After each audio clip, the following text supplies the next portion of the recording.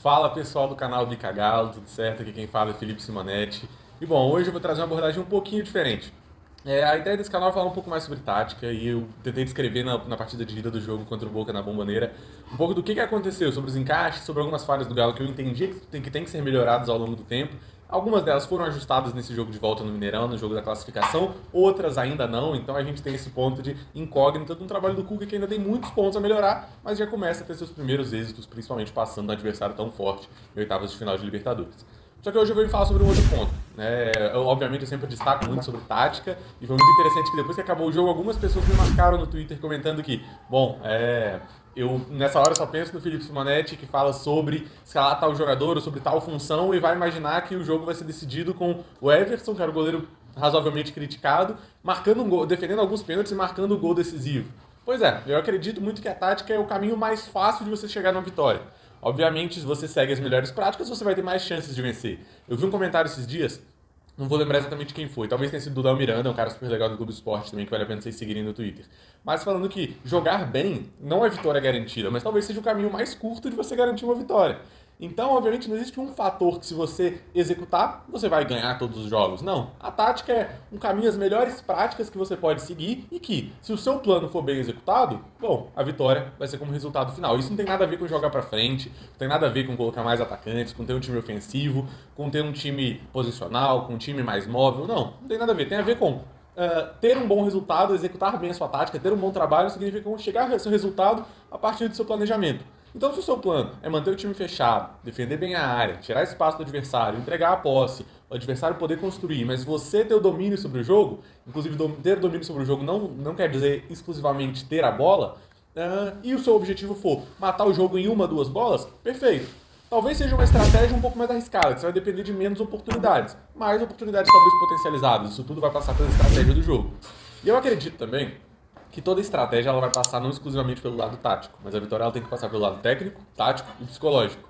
Então, além de ter estratégia, a formação que você vai entrar, com que modelo de jogo você quer aplicar, que jogadores você vai escalar, como que vai ser seu modelo de marcação, como que vai ser seu modelo de transição, de ocupação do campo adversário, tem também o lado técnico. Afinal de contas, não adianta nada você ter um plano estratégico lindo se na hora de executar, um jogador, por exemplo, ele tem uma dificuldade técnica, você, por exemplo, exige de um volante bolas mais viradas para os corredores, inversões, e ele não tem essa qualidade técnica, ou exige de um zagueiro uma qualidade de construção que talvez ele não tenha. Ou um exemplo prático, usar o Alonso como lateral esquerdo. Você tira um jogador que tecnicamente é muito bom na saída de bola, coloca ele para ele de fundo que ele não tem essa técnica tão apurada. Então passa também pelo lado técnico.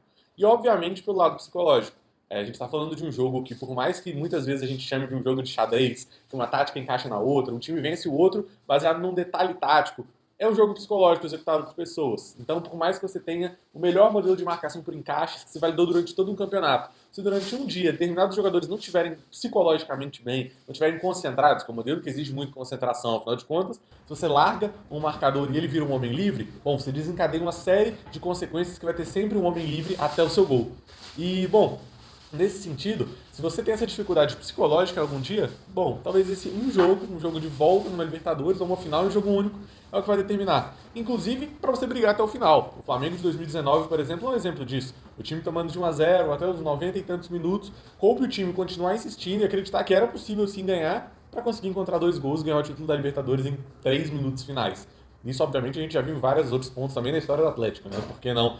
Libertadores de 2013 contra o Tijuana, a própria vontade de ganhar até o final, os jogos de volta contra o Newell's, contra o Olímpia, propriamente na final, jogos que pareciam uma derrota pelo 2 a 0 no jogo de ida, se transformaram numa vitória nos pênaltis, para uma prorrogação contra o Olímpia. Então, o lado psicológico também é muito importante. O São Paulo ele falava um pouco sobre hierarquia no ano passado. No livro dele que eu estou lendo, ele fala um pouco sobre isso. O autor fala um pouco sobre isso, né, com alguns depoimentos dele.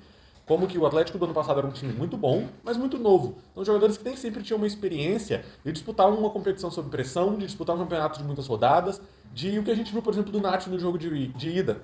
Mesmo com a derrota, você ir pressionar, você ir cobrar o juiz propriamente no lance do VAR. Então, isso tudo arredonda dentro de uma experiência que, obviamente, vai gerar resultado. E é sobre isso também, até os momentos finais. Então, nessa temporada, a própria chegada do Dodô, que é um jogador experiente, com tempo de Europa, jamais enfim, na segunda metade da carreira, agrega isso, o Hulk com experiência de seleção brasileira, de Champions League, agrega com isso, o Nacho com muitas experiências de Libertadores, agrega com isso, e outros jogadores estão formando isso, o próprio Zaratio perdendo aquele gol, o próprio Johan, que é um jogador que não é tão novo, mas também não teve tantas experiências assim na carreira, e esses são pontos importantes para a gente pensar ao longo de uma competição.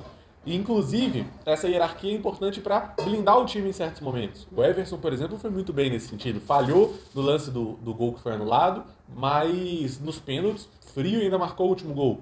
Por outro lado, o próprio Hulk, um jogador muito experiente, muitas vezes vai sentir também essa pressão. Existe uma pesquisa que fala, inclusive, que jogadores mais famosos, jogadores mais de defesa e jogadores que demoram mais tempo até o apito e a cobrança, demoram menos tempo entre o apito e a cobrança, tendem a perder mais pênaltis. Então talvez seja uma pressão que também existiu ao Hulk naquele momento. E outra, novamente, o esporte, além do lado técnico, tático, psicológico, existe o azar, o acaso, que é uma bola bater na trave, é uma bola não entrar, é o jogador escorregar, como foi o caso do Johan, que são pontos às vezes que a gente não está preparado. Então, bom, eu vim nesse vídeo para contar aqui, além do lado tático, que eu gosto de frisar muito, que eu enxergo que é o lado mais curto, quando bem executado, independente de ter ou não a bola, é o lado mais curto para você alcançar seu objetivo, que tem que ser a vitória, por mais que a gente sempre fale de não ser resultadista, o futebol é baseado em resultado, então a gente não pode associar uma coisa com a outra. Mas também tem esses outros pontos, o lado técnico e o lado psicológico, agregados ao acaso que determinam uma partida de futebol. E aquela coisa, depois da vitória como foi, depois do lance dos pênaltis defendidos pelo Everson, o gol do Everson, do jeito que foi, bom, eu acredito que não cabe naqueles momentos finais a gente buscar os pormenores táticos. Eu acho que cabe entender, apreciar o jogo e, bom, partir para a próxima fase, agora quartas de finais contra o River Plate, pensando também em Campeonato Brasileiro e Copa do Brasil. Mas, pessoal, é isso. Foi um prazer estar aqui mais uma vez no Bica Galo. Se vocês ainda não conhecem o meu trabalho, me sigam lá no Twitter, @FelipeSimonetti. Se inscrevam aqui no canal, deixem um like, que eu vou entender que eu estou indo no caminho certo nesses vídeos. Certo? Valeu, então, e um abraço.